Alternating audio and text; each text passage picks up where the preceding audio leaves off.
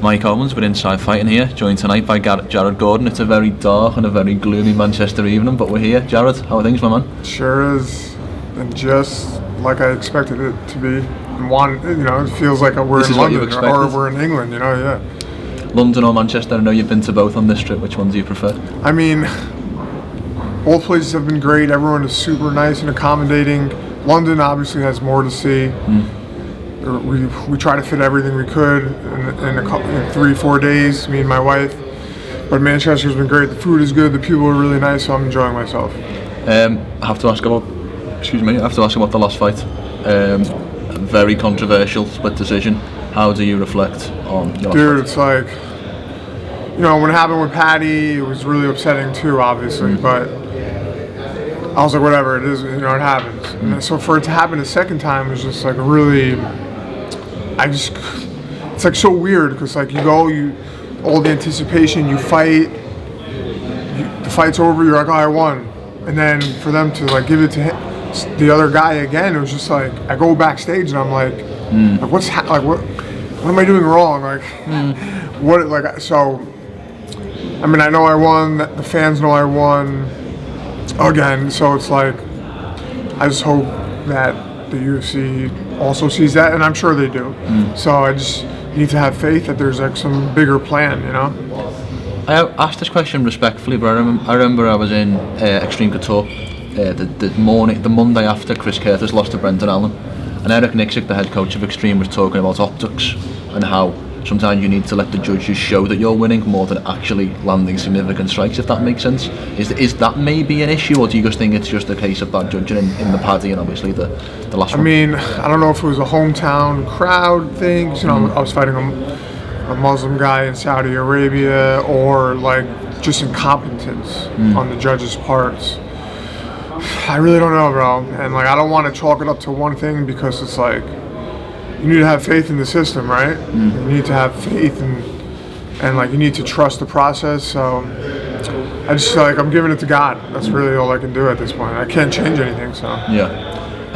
The last time we spoke, you talked about you were going to be here because you ideally want the winner of Paddy Pimblett versus Bobby Green. Do you feel like there's a better chance after the last fight you will get the winner or the loser of Saturday's fight? I mean, I guess it's possible I would probably end up being the loser at this point. So, but I think down the line, more will come to fruition and those fights can happen also. But, it's just like upsetting because I am the winner. Yeah. But like now, it's like I can't call the shots anymore. Or there's no like, it needs to be a win-win, and then you put those two guys together to build up a fight, you know what I mean? So, like I said, I just have to have faith that there's like some bigger plan that's happening that I can't see, Do you take solace in the fact that the fans online and a lot of the media did score the fight for you and did see it in your favour, or is that a case of, well, I still get half my win? Yeah, exactly. I still get half my win. A loss in my record. I should be on a 5-fight unbeaten streak right now. And I should be 8-2 in my last 10 on a 5-fight unbeaten streak. I would probably be ranked, and that's not the case. So, I mean, but I do, yeah, of course. All the fans know. I know the UFC knows, and like, I mean, John Anik Florian, they're all making Dean Thomas. They were all on podcasts talking about how it was clear as day that I won that fight. So, it is what it is. Who do you take in Paddy Pimblett versus Bobby Green on Saturday? I mean, only because of the home field advantage and, being that Paddy is like the fan favorite. If it goes to a decision and it's close, I think it's going to go towards Paddy, I think Bobby needs to finish him. So, I think that if they have a close fight, I think like I'm 70-30 for Paddy, Who was the more difficult person to be in the octagon with, like kind of skill-wise? Who was trickier? I mean, trickier, you have to say Bobby because of the way, his style. But it was just like, I was in there for like 4 minutes and 40 seconds with Bobby until he blatantly headbutted me. But I was winning that fight also, another fight that I was winning. So, I mean, they both felt pretty like a normal fight to me. Like it wasn't anything I've never seen before. So, but they're obviously both stylistically very different. Yeah.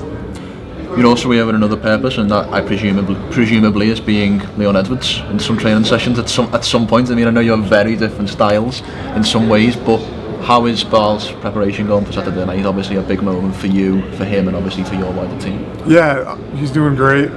He's always on point mentally, physically. His weight cut's perfect, and I think he's on a 10-fight unbeaten streak.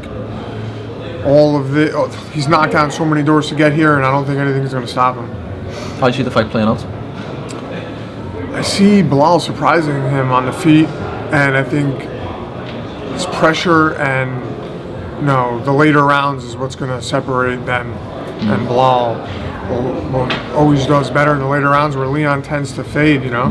So I think that Belal's going to have to get through that first round, second round, and then he's going to cook him. He's done a ton of media for this fight as well, which has been really interesting, and he said a lot. Do you think that is an element of mind games, or do you think that is wholeheartedly how Belal sees the situation, sees Leon Edwards, and how he sees this fight going? Yeah, I think he's manifesting it, and I think that's really how he feels. And he's proven a lot of people wrong already, and a lot of people there's still doubters and haters, and I think he's out to really prove everyone wrong. So not proving people wrong. Last question from me: how do you see the next 12 months playing out in your career? I think I'll get something big event soon. Hopefully this, early fall, and a win. End the year in a win. So. I love it. Well, thank you for your time. I'm going to let you get to your dinner because I know you look very hungry. But thank you so much for your time. Appreciate it, bro.